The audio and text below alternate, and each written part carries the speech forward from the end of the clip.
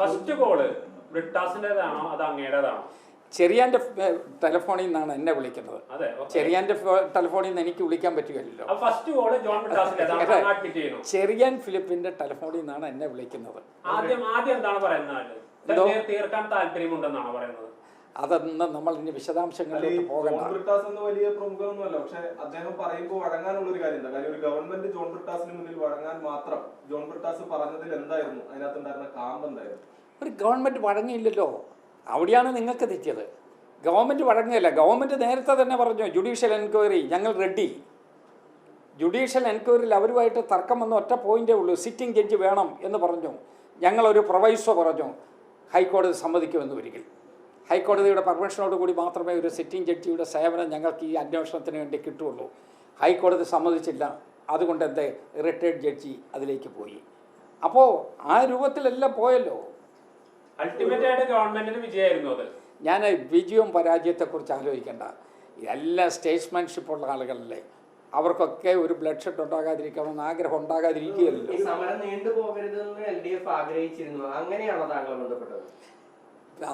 നീണ്ടുപോയില്ലല്ലോ. ഞാൻ സമര സംഘാടകരെ കുറിച്ച് പറഞ്ഞല്ല, പക്ഷേ ഇത്രയധികം ആളുകൾ ഒരുമിച്ച് ഒരു സ്ഥലത്ത് ഒരു കേന്ദ്രത്തിൽ കൊണ്ടുവന്ന് കഴിയുമ്പോൾ അവർക്ക് 1-1.5 മാസം നിൽക്കേണ്ടി വന്നു എന്ന് സങ്കല്പിക്കുക. അതിനുള്ള സൗകര്യമെല്ലാം അവിടെ ഉണ്ടായി. എന്നൊക്കെ നിങ്ങൾ മാധ്യമ പ്രവർത്തകർ എന്നുള്ള നില നിങ്ങളൊന്ന് അന്വേഷിക്കുക, അതിനുള്ള എന്തെങ്കിലും സൗകര്യം അവിടെ ഉണ്ടായിരുന്നോ? അവരുടെ പ്രൈമറി നീഡ്സ്, നെസസിറ്റീസ്, അതിന് പറ്റുന്ന എന്തെങ്കിലും സൗകര്യങ്ങൾ അവിടെ ഉണ്ടായിരുന്നോ?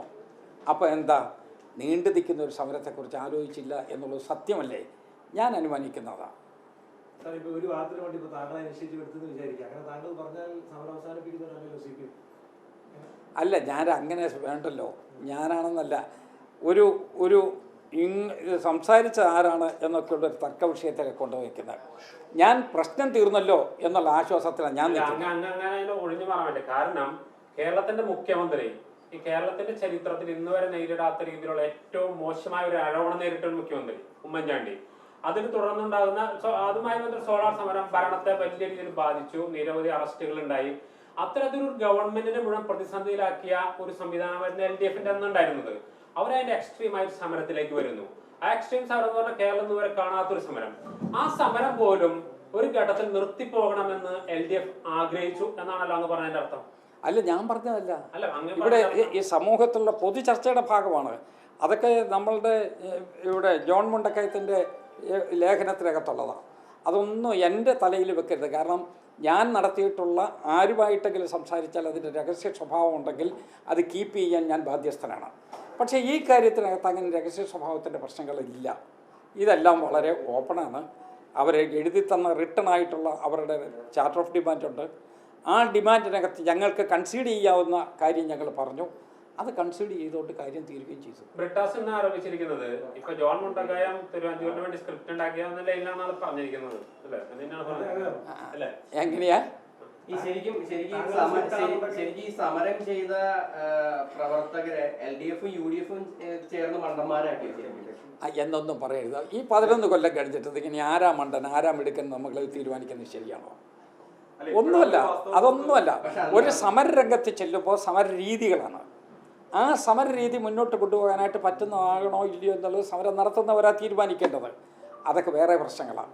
ഇവിടെ വന്നിരിക്കുന്ന പ്രധാനപ്പെട്ട പ്രശ്നം ഒന്നേ ഉള്ളൂ, ആ സമരം തീർന്നല്ലോ. എൻ്റെ അഭിപ്രായത്തിൽ ആ സമരം തീർന്നത് നന്നായി.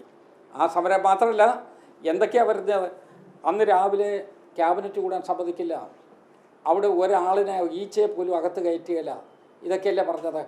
അന്ന് ക്യാബിനറ്റ് 9 മണിക്ക് കൂടിയല്ലോ. ഞാനും മുഖ്യമന്ത്രി ശ്രീ ഉമ്മൻചാണ്ടിയും ഒരുമിച്ചാണ്, ഒരേ വണ്ടിയിലാണ് ഞങ്ങൾ സെക്രട്ടേറിയറ്റിൽ വന്നിറങ്ങിയത്. ഒരു തടസ്സം ഉണ്ടായില്ലല്ലോ. കേൾക്കൂ, ഒരു വാക്കൂടെ കേൾക്കൂ. എല്ലാ മന്ത്രിമാരും, ക്യാബിനറ്റിൽ പങ്കെടുക്കേണ്ട മുഴുവൻ മന്ത്രിമാരും അതിനകത്ത് പങ്കെടുത്തല്ലോ. ഒരു പ്രശ്നം ഉണ്ടായില്ലല്ലോ. അപ്പോൾ അവർ സമരം വേറൊരു ഭാഗത്ത് നടക്കുന്നുണ്ട്, ഭരണം അതിൻ്റെ ഇപ്പുറത്ത് വേറെയുണ്ട്. അല്ല, അന്ന് തലേ ദിവസം പോലും പറഞ്ഞിരുന്ന എല്ലാ ഗേറ്റുകളും ഉപരോധിക്കും എന്നുള്ളതായിരുന്നു പറഞ്ഞത്. പിറ്റേ ദിവസം രാവിലെ സമരം തുടങ്ങുന്ന അന്ന് രാവിലെയാണ് ആ തീരുമാനത്തിൽ നിന്ന് LDF പിന്നാക്കം പോകുന്നത്. പിന്നീട് ആ ഗേറ്റിലൂടെ മന്ത്രിമാരകത്ത് കയറുന്നതൊക്കെ അങ്ങനെയാണ്. അപ്പൊ തന്നെ ഈ സമരം ആ തലം തുടങ്ങിയ ഒരു അഡ്ജസ്റ്റ്മെന്റ് ഉണ്ടായിരുന്നു. അങ്ങനെയാണ് അഡ്ജസ്റ്റ്മെന്റ് അല്ലല്ലോ, അത് നിയമവും പ്രധാനപ്പെട്ട പ്രശ്നമല്ലേ. അവിടെ കണ്ടോൺമെന്റ് ഗേറ്റിന്റെ തൊട്ട് മുമ്പ് ഇവിടെ ഹൈക്കോടതിയുടെ ഉത്തരവിൻ്റെ അടിസ്ഥാനത്തിൽ 144 പ്രഖ്യാപിച്ചിരിക്കുന്ന സ്ഥലമാണ്.